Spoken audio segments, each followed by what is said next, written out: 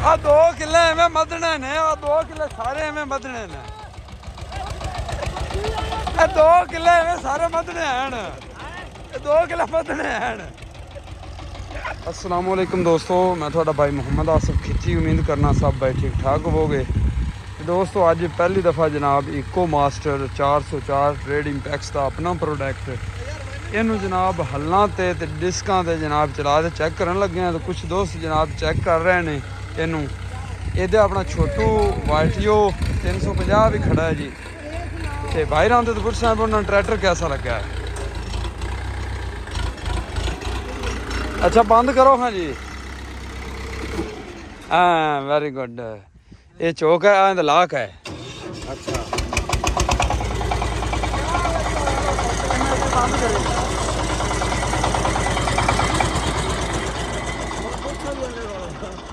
चुप करे।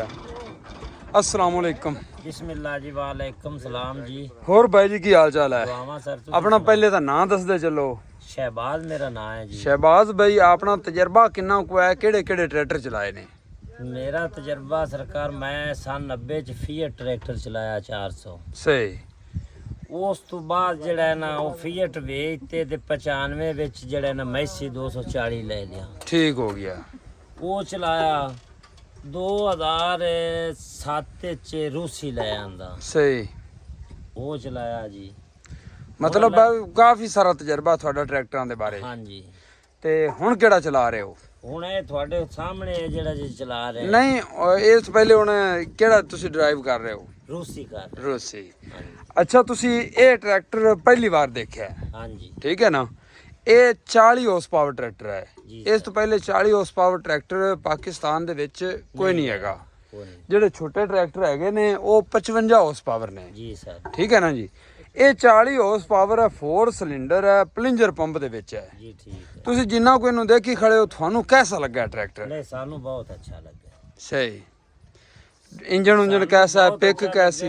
अजे तक इनकी पिक शिक सही ठीक मालूम हो रही है। सही। अजे इन्हू चलान नाल ही पता लगेगा ना भी कैसा है कैसा नहीं है। अजे थोड़ी तो नवा हाँ जी, मीटर आया है। बिल्कुल आप तो पहली दफा चलाने लगे हैं ना। जेडी चीज भी आंदी उनका पता तो बाद विच ही चलदा है। हाँ जी, लेकिन इहदे ते की तवक्को करदे हो? हुण वेख्या तजर्बा है, पता तो लग जांदा है ना चीज दा। तो ठीक लगदा है भी मैसी 240 नालों ये ज्यादा बेहतर मैंने तो लगदा है। भी इंजन तगड़ा है और प्लिंजर पंप ये वो है।